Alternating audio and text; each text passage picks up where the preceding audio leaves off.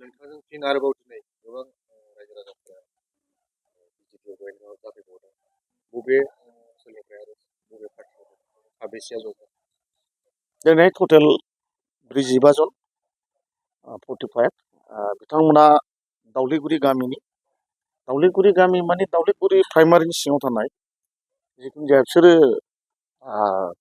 Intellectual बिथांमोना बुद्धिजीबिफोर बिथांमोना बिटिआरआवनो गोदोनिफ्रायनो बर होबोबाय थाग्रा बिथांमोना दिनै फैनानै जयनिं जाफैदों आरो माखासे गासै 45आव खाग्राबारि गामिनि सा खाग्राबारि गामिनि 13 जन जाफैदों। बिथांमोनाबो गामिनि गोरा बिथांमोना बर होग्रा साननो हनो गोरोंजोब बिथांमोना दिनैहाय फैदों।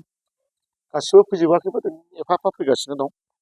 दावलिगुरि सिङाव थानाय गामिखौ आं बारा गोसोआव गैला, थुरिबारि ओनसोलनिफ्राय फैदों बिथांमोना दिनैहाय गोबां बिथांमोनजों सावरायनायनि गेजेरजों बिथांमोना दिनै जयनिं जादों।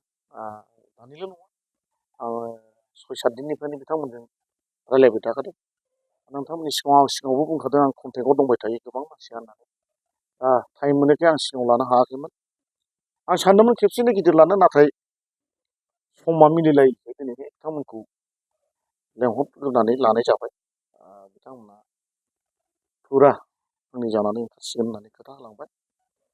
आं बेखौनो सोंदों, राजनितियाव एखमबा थांनानै उल्था थांफिननानै उल्था बिबुंथि होयोना, बेफोरखौबो आं सोंजोबखादों। आं रावखौबो जबरदस्ति खालामा। नोंथांमोना खिन्थु सोरनिबा राजनितिक नेतानि बुजायनायाव थांलाय फैलाय बिदिनो मिडियायाव बुंनायखौ आं मोजां मोना। जाहाथे नोंथांमोना बेखौ खालाम, बिथांमोना फुरा खोथा होदों जों बिदि नङा। जोङो सारजोंनो मावनो होननानै जों ओंखारबोखाबाय आरो बावखौनो थांफिननायनि प्रश्न गैया। जिहेतु बर्नगाव समस्तियाव दासिमबो गोदान केन्डिडेटनि खुनु थिरांथा जायाखै, ओंखायनो जोङो सारखौबो गोदोनि सिगाङावनो बर होनानै देरहासार खालामखानाय। ओंखायनो फिन सारजोंनो थांफिननानै जोङो मावनो होननानै बिथांमोना फैदों।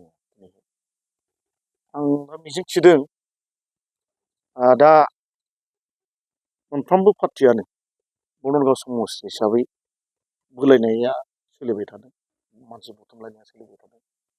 बेनिखायनो आंबो दानि बे गावआ रायजोनि समाजनि मोजां खामानि मावनो थाखाय आङो देरहानायनि खाथिराव दिनैहाय जयनिंखौ लाबाय थानाय जादों। बेनो।